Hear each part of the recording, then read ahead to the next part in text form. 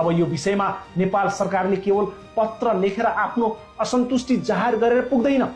लिम्पियाधुरादेखि लिपुलेखलाई आफ्नो दाबी गर्न नेपाल सरकारले पर्ख र हेरको नीति त्याग्नै पर्छ। भारतसँग उच्च स्तरीय राजनीतिक र कूटनीतिक वार्ताको विकल्प छैन। भारतले पनि ठुलो दाइको प्रवृत्ति त्यागेर एउटा असल छिमेकीको हैसियतमा ऐतिहासिक तथ्यहरूको सम्मान गर्नुपर्छ। सत्यको बलमा गरिएको कूटनीति कहिले पनि हार्दैन। सरकारले आफ्ना प्रमाणहरू टेबलमा राखेर भारतलाई वार्तामा बस्न बाध्य पार्नुपर्छ।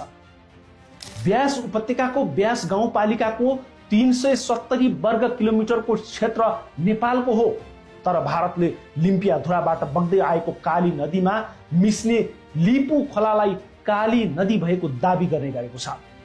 काली र लिपु खोला मिसिएको दोभानबाट करिब 20 किलोमिटर माथि लिपु खोलाको बगरमा भारतीय सेनाले कालीको सानो मन्दिर बनाएको छ र त्यसको छेउमा एउटा कुण्डबाट खोल्सो बगेर लिपु खोलामा मिसिन्छ। भारतीय पक्षले गरेको यो दाबी आफैमा गलत छ। अहिले नेपालीहरूको पहुँच छाग्रुसम्म मात्रै छ। त्यहाँभन्दा 12 किलोमिटर माथि कालापानी पर्छ भने कालापानीबाट 10 किलोमिटर टाढा लिपुलेख पास पर्छ। सामरिक महत्त्वका कारण भारतले कालापानीसम्म अतिक्रमण गरेर लिपुलेख पास हटाउन खोजेको छ। त्यसमा कुनै पनि मत छैन। त्रिदेशीय बिन्दु लिपुलेख नभएर लिम्पियाधुरा हो भन्ने तथ्यमा चीन पनि स्पष्ट छ। तर अहिले भारतसँगको सम्बन्ध नबिगार्ने नीति अख्तियार गरेकाले यो विवादमा चीन मौन छ।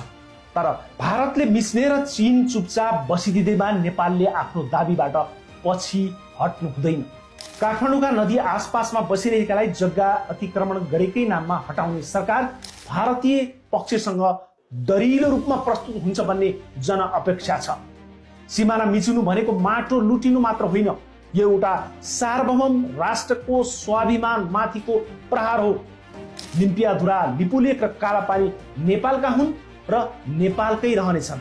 यो सत्यलाई न कुनै कृत्रिम सिमानाले छेक्छ न त कुनै बल मिचाइले बदल्न सक्छ। राष्ट्रियताको यो मुद्दामा सरकार नचुकोस्।